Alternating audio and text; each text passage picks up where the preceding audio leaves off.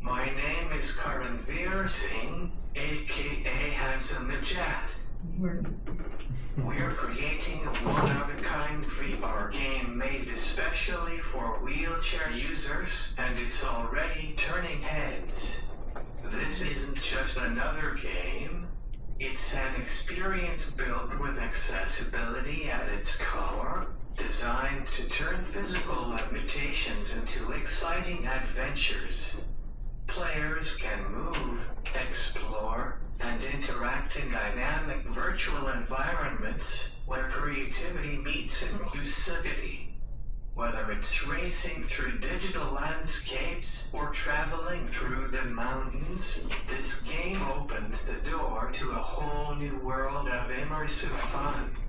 It's not just entertaining, it's empowering, confidence boosting, and made for everyone who wants to experience the magic of gaming without barriers. Our journey so far has been packed with creativity and collaboration. We started by developing a functional cube map and building the first working game demo. From there, we created a clean, user-friendly interface tailored to the needs of wheelchair users, ensuring every movement feels smooth and intuitive. To generate excitement, we designed a high-impact poster and released our first trailer, giving the world a glimpse into what's coming. We also gathered real user feedback during playtesting sessions, helping us refine the experience with care and purpose. Most recently, we presented the early build to stakeholders and received enthusiastic support. Every step has brought us closer to delivering something truly groundbreaking. This is more than just a game. It's the future of inclusive VR.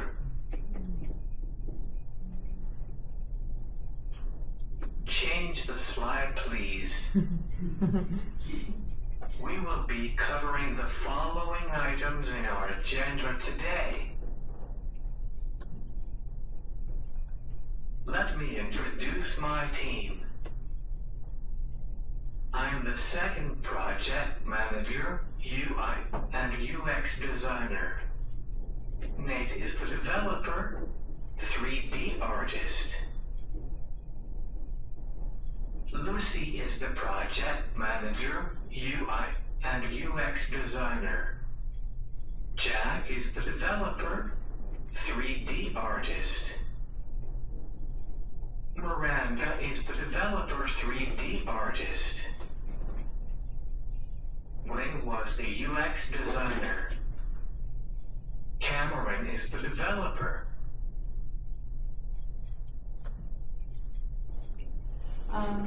Hello, now I would like to talk a little bit about what is Sensoria Health and what is Sensoria Mat. Sensoria Health is the company based in Redmond, Washington, which they are focused on the digital health and to monitoring the patient and help them maintain or improve their health. One of their products is Sensoria Mat, which is specifically designed for wheelchair users to help them practice their pressure relief exercise. And it is featured by Sensoria Mat on the right side and textile pressure sensor, which is here, and Sensoria core Bluetooth smart device, which is connected to the textile pressure sensor, and Sensoria Mat app, which tells users to remind them to do pressure relief exercises and also tells how well they do the exercises. Yeah, Sensoria Health, when they were doing their research, they found out that many users, they don't do the exercises because they are bored. So they came up with a solution that they would be, they can gamify these exercises, and that was the time when our team came up to the scene. We were tasked with the, we were tasked to create the game, which would be these exercises fun and engaging. During the process of creating this Squirrel Quest game, we were practicing Agile and Scrum, where we were doing regular sprint planning, setting up clear goals, at least we were trying. We were holding the regular team and client meetings. We were gathering also feedback from our client, but also through the user research. And if there was necessary any changes, we were trying to implement it into the game. And during the process also we came up with the new ideas. Now we will be talking about the project evolution, how we came from the ambiguous game design, we didn't know what we will be doing, to the squirrel with the squirrel to collecting acorns. You click on the. Yeah. Oh, nice. It's kind of a quick clip of like what we had, where we left off last quarter. We made like a very like bare bones, like just a path following situation where you do the exercise and it propels you across the path. And it was not much more than that. It was like a level and like art and all that stuff, but there wasn't much of the gameplay, and it was pretty bare bones. But that's where we left off last quarter. Alright, so we're going to touch on our art changes. So this was our initial character. It was just a dude. And one of the things that we noticed pretty early on in development is the question of, is that us or are we following the person? And we pretty quickly decided on that was someone that we were following. So we wanted to come up with a better way to convey that this is something that we're following, this isn't us. And so we decided to go with a little forest creature as our leader on this little journey. And so I made a number of different sketches of possible little creature companions that you could have on your journey, different accessories maybe they could wear. And we ended up going with this guy right here, who I called Stubby Squirrel because he's got little stubby legs. So here he is in the game, little Stubby Squirrel on this adventure. So yeah. You were redesigned. I was taking over the UI. The first quarter we were focusing on climbing game, and the second quarter we redesigned it to the Squirrel Quest. The rock climbing worked pretty well for the exercise, but it was not fun. So that's what didn't happen. That's why we changed that to the Squirrel Quest, and it looks like in the much better alignment with the Sensoria Mat colors and how it would all design work. This was our initial UI with the mood board. We also gathered. This worked well, but through the user feedback, we figured out that the UI was very dark and it was hard to read. So we were using the different type of surveys where we do the A/B testing and also a scale system. And we find out that we will change our UI to something more lighter, and this is what our client likes and other users. So this became our new UI look.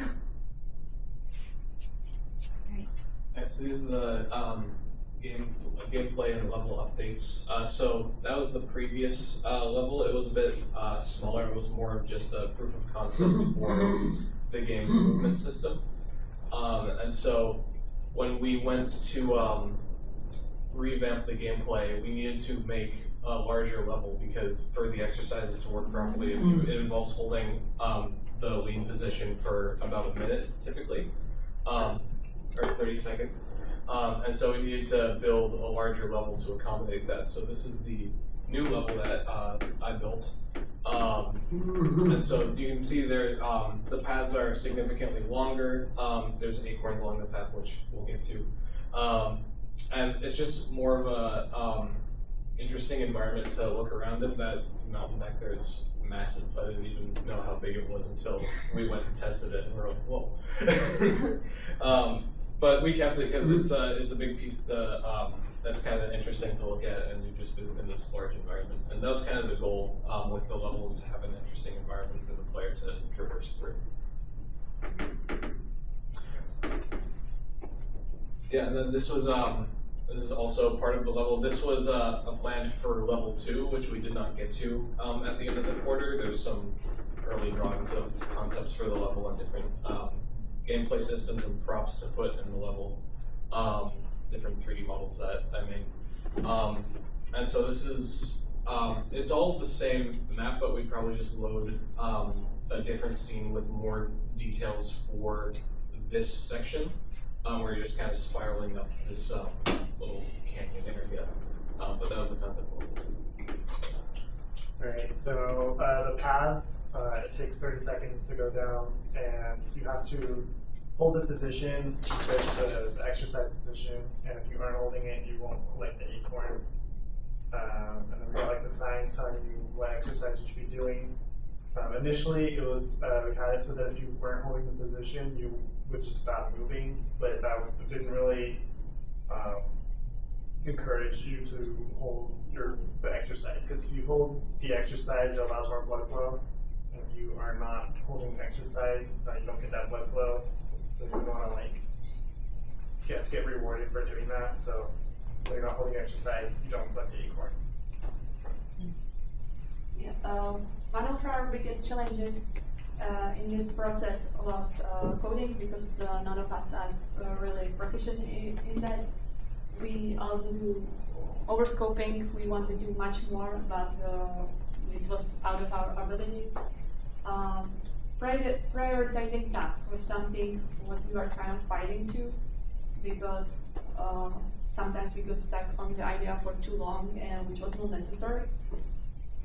Team communication, it was sometimes hard to communicate, especially in the first quarter. I believe that the second quarter was going much more smoother. And create the engaging game. It was, I think, very challenging for us, because we figured out finally like how to do the exercises, but make it fun, it was the biggest challenge. And any solutions for the people who would be doing something similar is definitely do planning, establish clear goals, and create time schedules.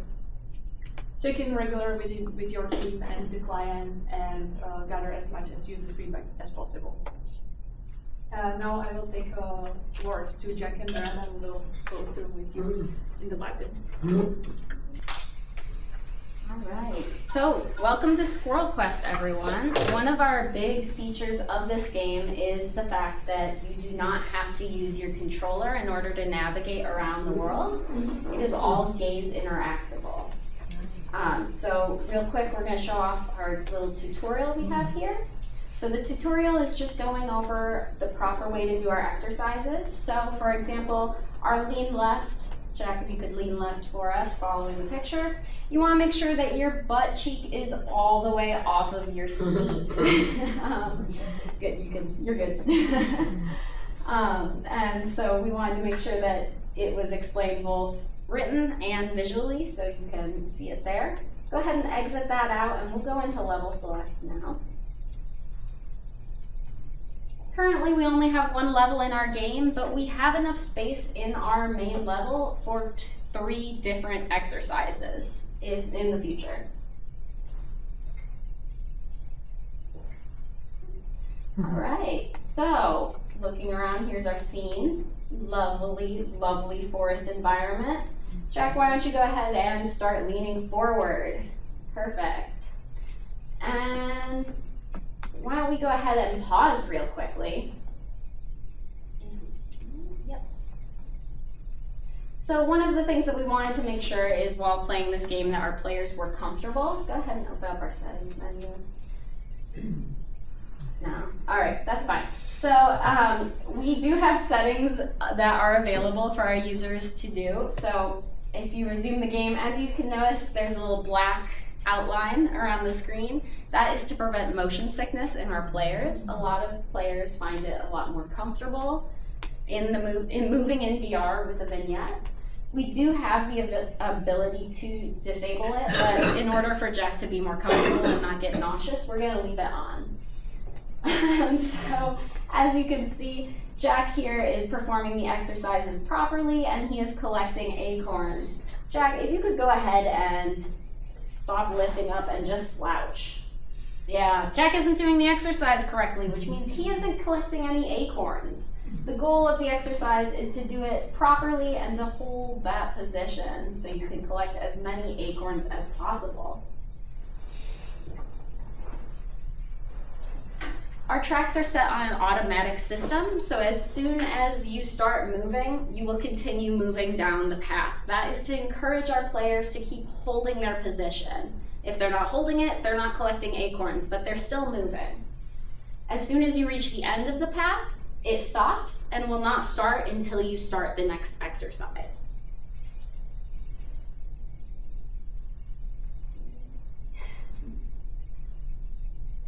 We wanted to make sure that we also had the proper length for all of the exercises. So all of the exercises take around 30 seconds to complete.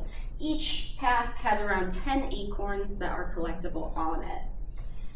We also have it set to a specific angle of tilt. So if it's within that threshold, the collider will turn on and the acorns are collectible. That is a parameter that is exposed within our editor. So if at a later point we decide we want harder exercises, you can go in the editor and adjust that.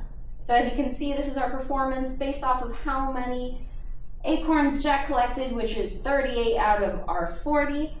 That gives us a score of excellent, 3 stars. You have the option to get 0 stars, 1 star, 2 stars, or 3 stars. In actuality, it is very difficult to get 3 stars, or 0 stars, sorry. But it is still possible. We wanted to encourage our players to get as many stars as possible, and one of our future goals is to, if we're continuing, make it so that the next level is locked behind how many stars you get. So you wouldn't be able to move on to the next level until you get those 3 stars in order to encourage player engagement. So yeah, that is our game.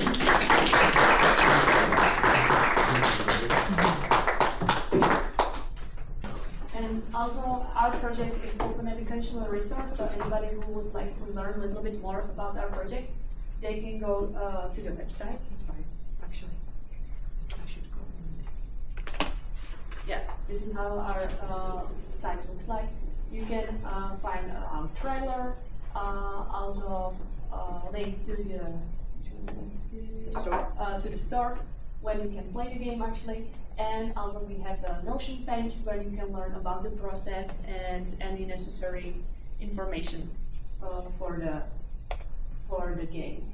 Also, we have shared the GitHub repository, so anybody who would like to continue build on this project, they can find the files there. Maybe we can show the Notion. Yes, of course. Yeah, I got it. This is how it looks like. You can go into the down. Our names, you can contact us if you have any question also down. And we have team and roles, problem statement, development, design specification, project progress, and how to use the project in VR. And also media and references. And yeah, and that's it. Then I will give the last word to Karanveer. It's important to create accessible games for people with disabilities because everyone deserves to be included in the gaming world. This game is made for everyone, whether you use a wheelchair or not. Thank you for taking the time to hear us today. Do you have any questions or comments?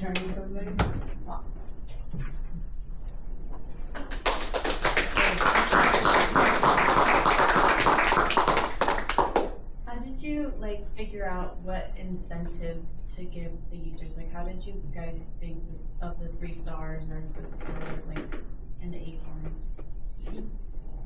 Do you want to? Yeah, so we had a lot. We talked about it quite a bit. Initially, we were thinking like coins, you know, but then as we were talking, we wanted to kind of keep with the little foresty kind of theme we had going on, and squirrels, acorns, it just kind of fits, right? So we decided to go with that. Yeah. And to add on to that, it was also partly as a measure of success to see if they're doing the exercises properly. Right. Initially, we wanted it to have it so that the coins, or the acorns in this case, were off to the side so that when you lean, you naturally sort of collect them. But there's a lot of, it gets messy when you do it that way, so we just ended up doing it this way instead.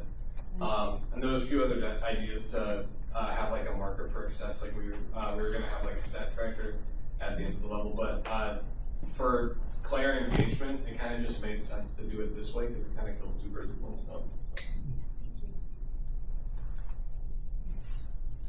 What happens if you're doing the wrong exercise? Like when, like for example, it tells you to lean right and you lean left? Does it still collect the acorns? If you're at, no. So if you're at the start of the path, you won't move at all until you move in the proper, you lean the proper direction.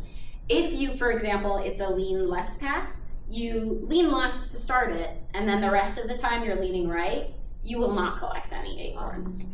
So, yeah. I'm curious about your contact with Sensoria Health, and are they going to use this and encourage their clients to use this? Yeah, so one of the things that they talked about was the possibility of packaging a game with their mat. So their mat currently tracks, you know, how a person in a wheelchair is sitting in their wheelchair. So the idea is to pair that with the game. So you use the game for the exercises to have fun, and then you can refer back to the data in the Sensoria Mat to see how well you're doing in those exercises, and can review it with your physical therapist, your doctor, anyone else who has access to that sort of information. Yeah, and the game currently uses just like the headset tilt to gauge if you're doing the exercises properly, but the people at Sensoria were interested in trying to integrate the Mat's live data with the game to then measure success that way, in addition to the headset tilt to more accurately gauge how you're doing.